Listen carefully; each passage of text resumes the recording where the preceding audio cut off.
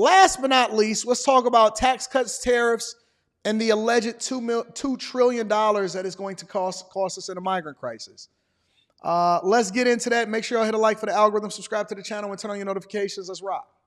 You even introduced this 15% corporate tax rate for companies who produce in America and hire American workers. But how will you pay for it? The Committee for a Responsible Budget says your plans will increase the debt by $7.5 trillion. But they don't know. The Wall Street Journal said that your plans will increase the debt and deficits more than Kamala Harris's.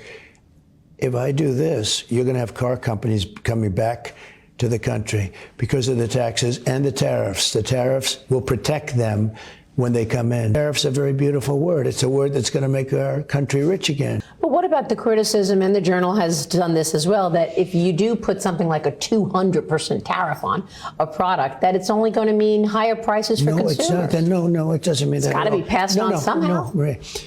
All I'm doing is saying, I'll put 200 or 500. I don't care.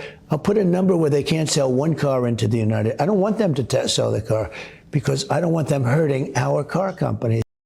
I don't understand why that's so difficult for people to understand and capture. I don't understand why that's so difficult for people to understand and take into consideration. Why is that so hard for people? Trump is saying, listen, if they never sell a car on American soil, I'm cool with that.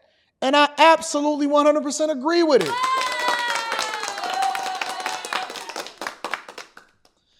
Again, I am 100% in agreement with it.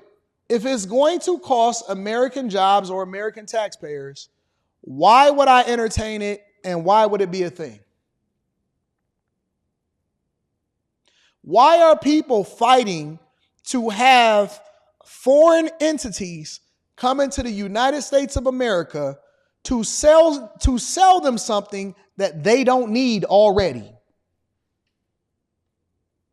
We have enough foreign automakers that's already here, and most of the time they're here because they already are feeding into the manufacturing base.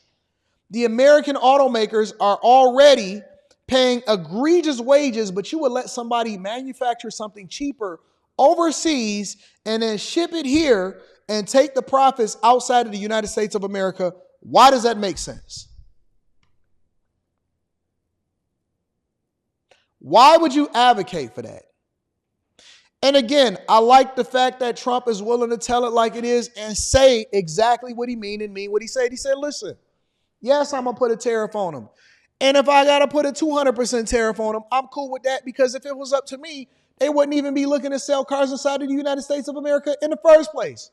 We only want American automakers. Why is that so difficult for people to grasp? I'm 100% in agreement with that.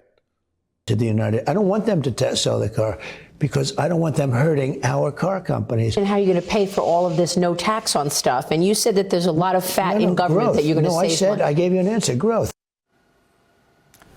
Growth, that's the key word. That was former President Trump with me Sunday on Sunday Morning Futures discussing his tax and tariff policy plans ahead of the November election, now 3 weeks away. Last week, Trump unveiled 2 new tax proposals to allow interest on car loans to be deductible and to end the double taxation of Americans living abroad.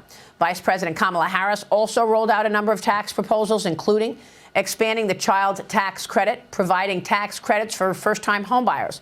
Let's get into it and look at the differences here. Joining me now is Americans for Tax Reform President Grover Norquist. Grover, thanks very much for being here. Walk us through the key differences between Trump and Harris's tax policy proposals, please. Well, Trump's policies are to continue present policy, which you do not need to pay for. Senator Crapo, finance leader in the Senate, has said, we never pay for present policy continuing. We didn't when we extended the Bush tax cuts. So this is a left-wing argument that we have to pay for lower taxes that are already in existence. One of the great things that the president's done is said, let's go to 15% on the cut in the corporate rate. We've seen how powerful that was in giving us growth. To go down to 21, to go to 15 makes us much more competitive with China and Europe and the rest of the world. What the tax cuts that Kamala Harris talks about, many of those are simply writing checks to people from the IRS. Those are refundable tax credits to people who don't pay taxes. she's trying to count as tax cuts a lot of spending. So, I mean, in terms of Trump's thinking that taking taxes down to these levels will actually trigger growth, do you buy into that? Do you believe that will lead to growth? Because he said the last time he was in office, the tax cuts actually brought in so much more revenue that the swath of people paying taxes and the actual tax cuts led to growth. Do you think that will happen? Well, you saw that in the 1920s with the Republican tax cuts then. And then you saw it in the 1960s with John F. Kennedy's tax rate reductions. When you reduce marginal tax rates, you get significant growth. And over time, it was very quick in the case of Trump. You actually bring in more money. The corporate taxes today at a lower rate are bringing in more money than before he cut those taxes. And we will be booming even more. We will be booming even more than we was in 2017, 18, 19. We would be booming. There will be money everywhere. We're going to be paying tuition in the strip club. We're going to be making it rain. We're going to be getting to the bag. We're going oh my God. We're going to bring Dodge and Chrysler back so that I don't have my last call and I'm not the last person to get a Hellcat, the jailbreak. Yes, we are. Yes, we can. Yes, we will. We're going to be making it rain when Trump won the presidency. Well, for the first couple of years, he got to fix what Biden and Harris did. The burden of what is that can't be undone, or whatever her speech is. The burden of what is undone and can't be done, and redid it and undone it. So, but we're going to be making it rain, baby. Taxes. That gave you growth and more resources. The last 2 years, we're going to make it rain after he fixed the first 2 years. So a new study from the Tholos Foundation finds illegal immigration could cost taxpayers at least $2 trillion over a decade in Medicare spending. This is under Harris's amnesty. And that's just in Medicare spending? That's insane. $2 trillion over the next decade in Medicare spending? I mean, Medicare is unsolvent. And Medicare for All system.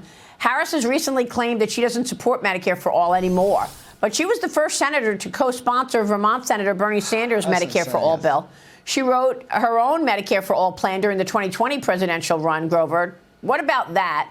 And is this a strain that is going to be on American citizens because of her amnesty plan and what it does for the Medicare system?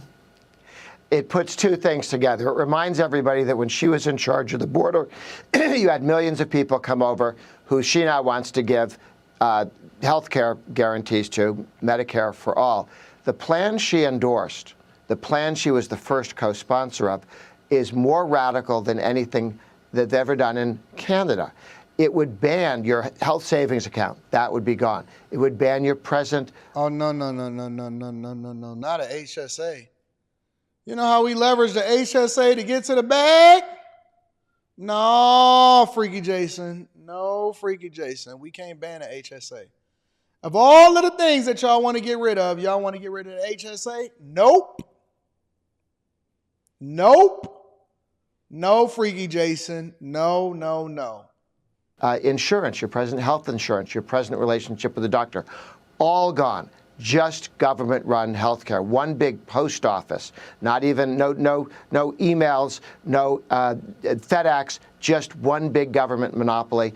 And she has been for that for as long as she's been in the Senate. She has been a supporter of that.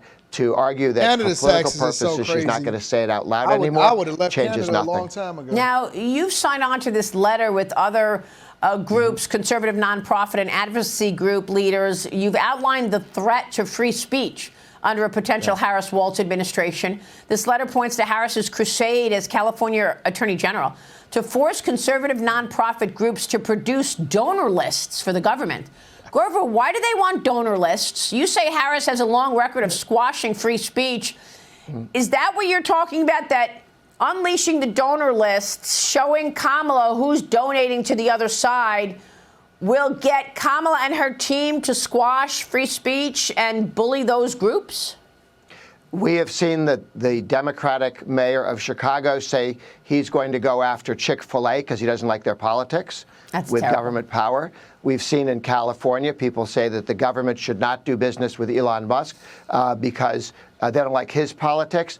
You don't think they can pick on individuals. You don't think labor unions can sit on their members who may contribute to a group they don't approve of.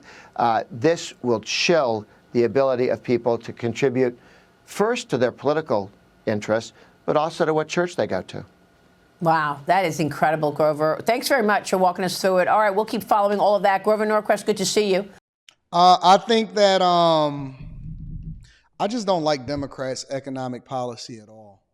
I don't like the idea that they tax you more. I don't like moving into a Canadian-based system. I don't like any of that. I don't like free health care for all, because then everybody benefits that don't even pay into the system. And the people that don't pay into the system, they suffer the most. I don't know. Y'all let me know what y'all think inside of the comments. I love y'all. I appreciate y'all.